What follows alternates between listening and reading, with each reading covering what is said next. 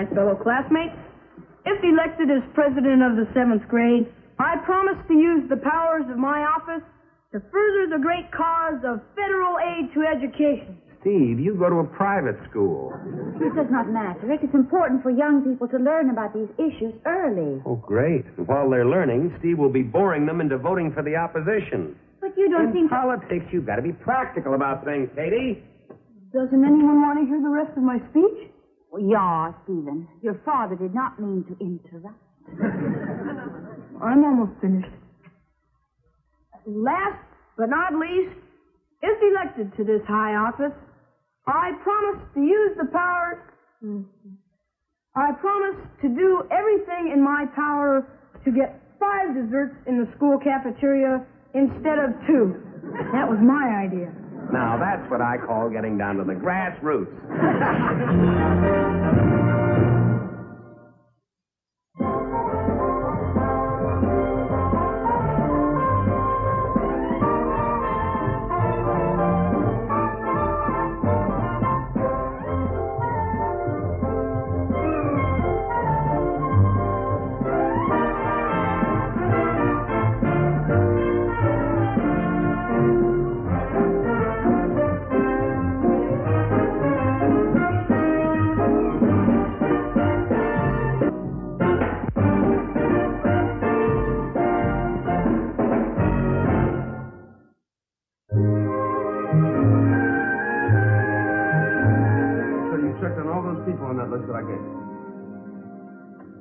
And every single one of them agreed.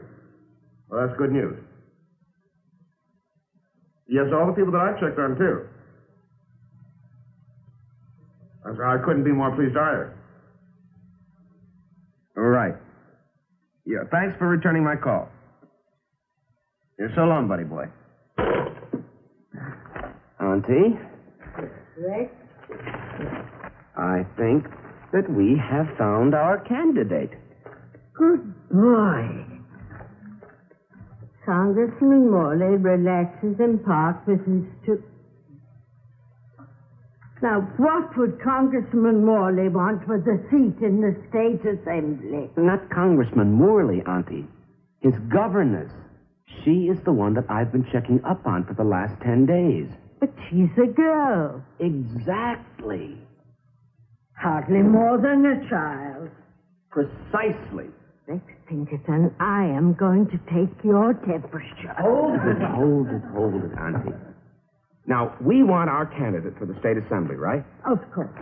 The latest surveys from our district indicate that the time is right to run a member of the gentler sex.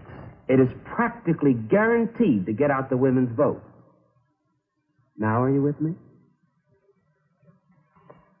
Tell me more about our candidate. Her name is Katy Holstrom, and she's from Minnesota, naturally. And she's been around the Morleys long enough to know her way around politics, socially speaking.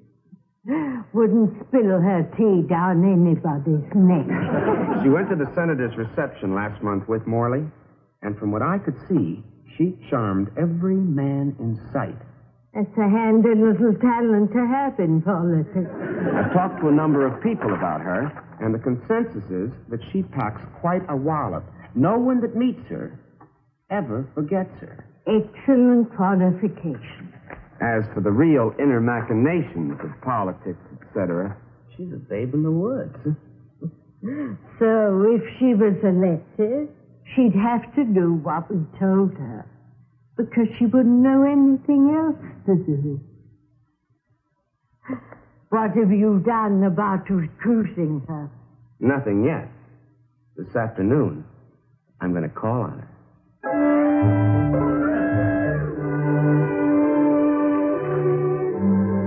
How do you spell electorate? E-L-E-C-T-O-R-A-T-E.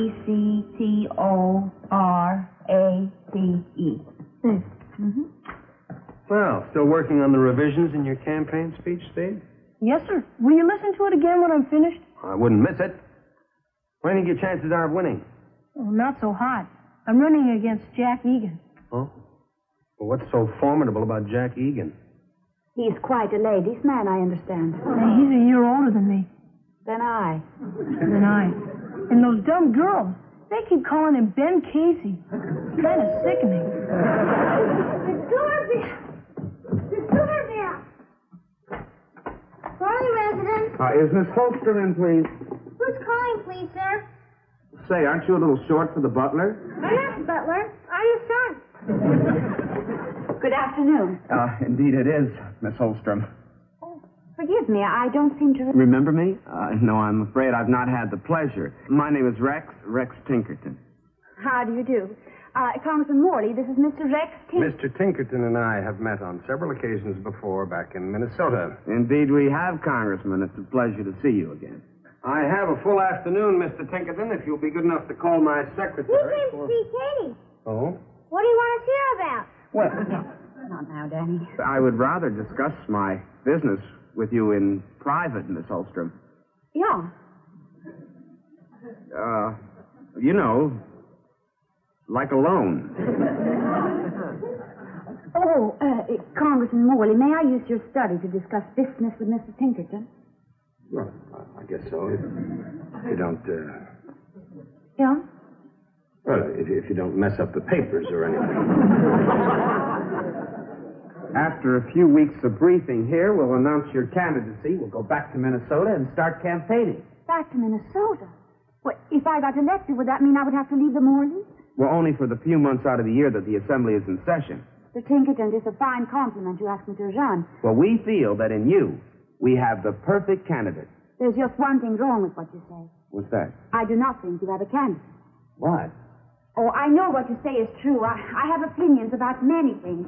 Land reclamation, water rights, aid to education, Well, Miss Holstrom- urban renewal, civil rights, missile Miss bill, Holstrom... Indian affairs, income tax. I could continue. From that seat in the State Assembly, you could air those views, Miss Holstrom. I am too young and I do not have experience. That is exactly what our fair state needs. Young blood. But, of course, if you don't care about your state, about your country... Mr. Tinkerton, I will not have you speak that way. I would do anything for my country. Except run for the State Assembly. I mean anything that I think would help, but I do not think I'm ready yet to help. I tell you that you are. Miss Holstrom, your country calls, and you are not answering. Oh, dear Mr. Tinkerton, I wish you wouldn't put it that way. The clarion call of duty, Miss Holstrom, and you turn your back. Mr. Tinkerton, it's a big decision to make, and I will have to think about it. I don't know what there is to think about when it is so simple to say yes. Mr. Tinkerton, I will have to think about it. That is all I have to say now. Well, can I expect to hear from you then tomorrow? Yeah, that will be good. All right. There's no need to see me out. Thank you very much, Assemblywoman.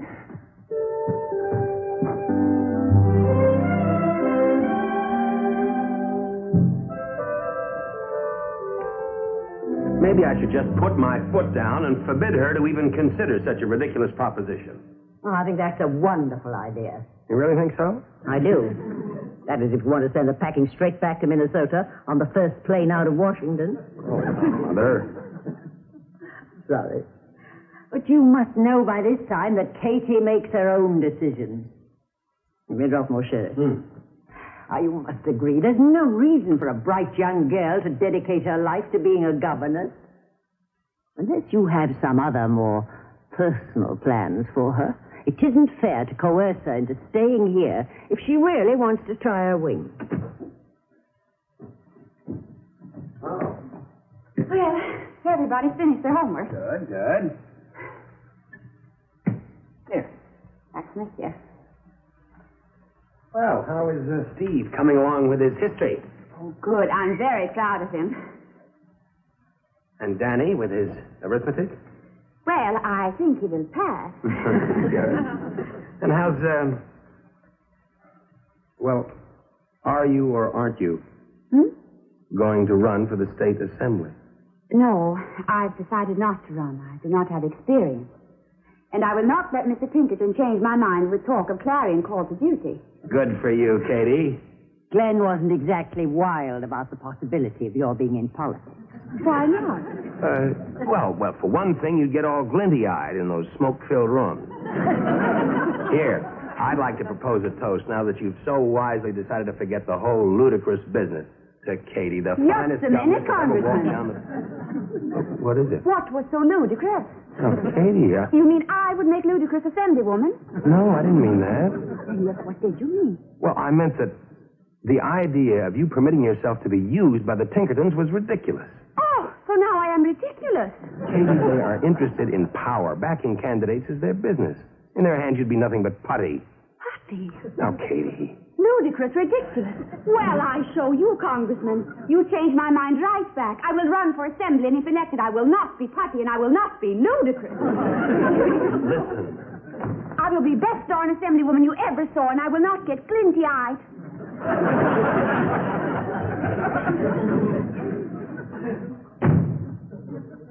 I have to hand it to you, Congressman. Your powers of persuasion are remarkable. Mr. Tinkerton couldn't accomplish with all his fine talk about the clarion call to duty. You have managed with 3 golden words.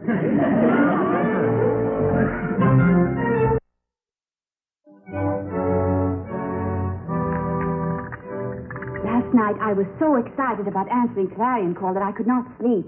So I made a few notes for campaign speech. Good for you, Katy. Enthusiasm is half the battle. Now, Katy... The subject of my speech is aid to education. You see, I believe that everybody having a good education is one of the most important things in our time. Our world is terribly complicated, and understanding it takes a great deal of educated thought. And if we do not understand it... Excellent. Beautiful. Thank you. And if we do not understand... Wonderful speech. Oh, marvelous. However, there is just one little thing. Oh, what is that? At this point, writing speeches is just a little premature. There are lots of things we have to do before we get around to that, my dear. What is there to do?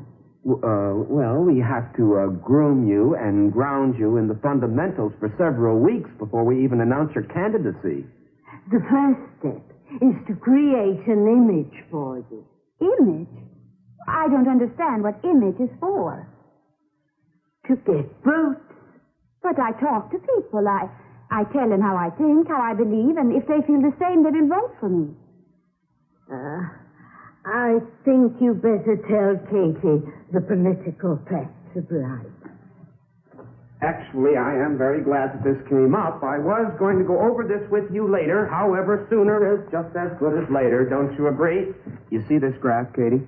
Yeah, I see, but I don't understand. Well, it shows the results of the study taken last month on the public's reaction to foreign accents.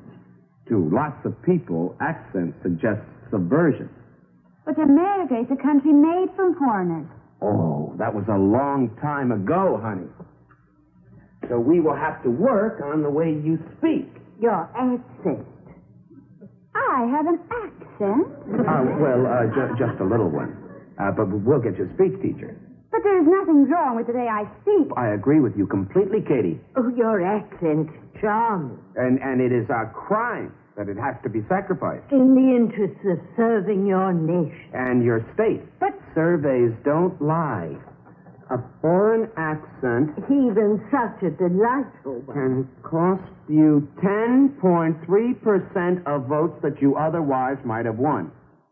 Oh, that's a lot of votes. More than enough to lose the election to your opponent. Mr. Hanson. Dick Hanson? Yes. I know Mr. Hanson from back in Minnesota. He's a dreadful man. Oh, the worst. Despicable. He thinks aid to education is a waste of money. I have heard him speak. But he does speak forcefully, and people listen to him. And trust him, because he sounds so American. Yeah, well, that does it. To beat Mr. Hanson, I will lose my accent. Good for you. Wonderful. Now, here is a correlated survey on the effect of foreign names on the public. What about foreign names? Well, the public feels much the same about them as they do about foreign accents. Oh, you would not change my name. To Holt. I will not do it. My name is Holstrom. It's a good name. I'm proud of it. Mama and Papa, all brothers are proud too, and grandparents before... Katy, just 1 second. Are you aware of Mr. Hanson's stand on urban renewal? Yeah. On Indian affairs and land reclamation? Yeah. On civil liberties and the income tax? Yeah. I just changed my name to Holt. Now there's just one more tiny little thing. Oh, what now? Well, this graph shows the results of a recent survey concerning the effect of blondes on the voting public versus the effect of brunettes. Yeah, go on. Now, according to this, when confronted with a blonde, 99% of all men from the ages of 20 to 85 found themselves thinking of glamour, of youth, of romance. Yeah? The image created by a brunette is something else again. People tend to think of them as solid, businesslike, with their feet on the ground at all times. Yeah. So, if I wish to beat Mr. Hanson, I should be brunette.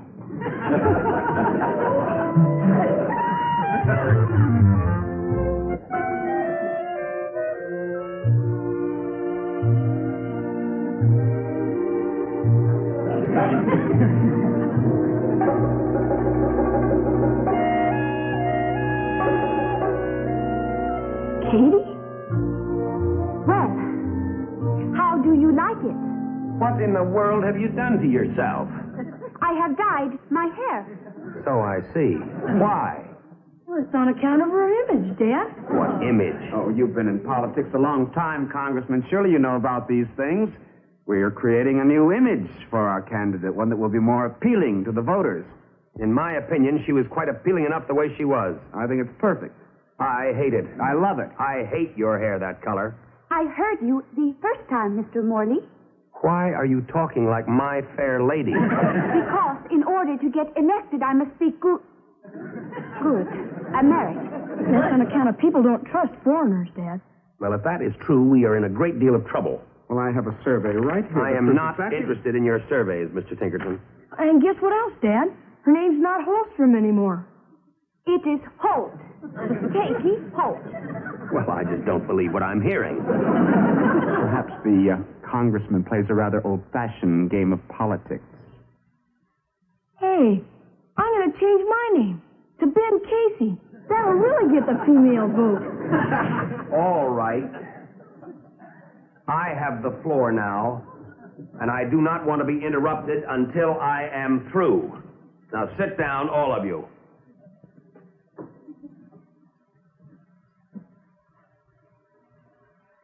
Mr. Tinkerton has made his views on politics rather keenly felt around here. Now, I'm demanding equal time. I do not like his tactics. I do not like Katy with a phony accent. I do not like Stephen out borrowing babies. I do not like anything that has been happening. Politics is a vastly complicated business, and winning an election calls for careful, skillful strategy. Strategy, not cheap tricks. Katy, you have passionate, humane convictions. Now, why not run on those instead of on Mr. Tinkerton's gimmicks? If democracy is to work, ultimately you have to trust the people. You have to trust them to vote for or against the ideas presented to them, not for the easy tricks. There are those politicians that rely on the tricks. Well, I am not one of them. My father was not one of them before me, nor, I hope, will my sons be after me.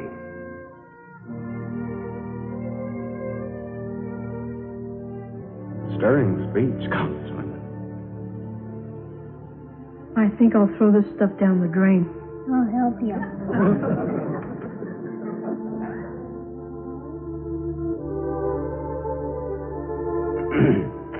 Well, come on, Katy, let's go. We have a lot of things to do. You have your speech lesson in half an hour.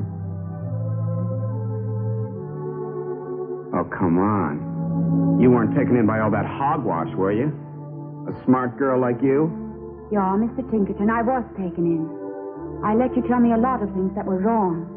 Because, well, I have no experience in politics.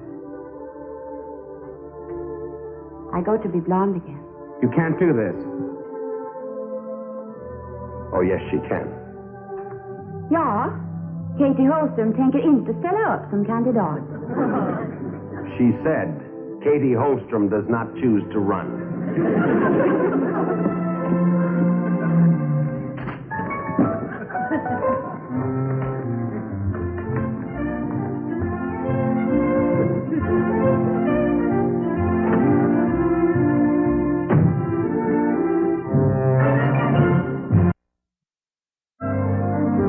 are the papers you asked me to pick up for you. Thank you, Katy. Oh. You know, I'm glad you decided not to run for that seat in the State Assembly. You're too young and tender for politics. I know. I know it all the time. Besides, two politicians in the same household might be one too many, don't you think? Well, maybe one day we might find out, Congressman. And what do you mean by that? I find wonderful book in library. Strategies of politics. It tells how presidents were elected. Now, Katy, you're not going to run for president. No, but I'm learning, Mr. Morley. And when I have more experience, I may even run for congresswoman. From Minnesota.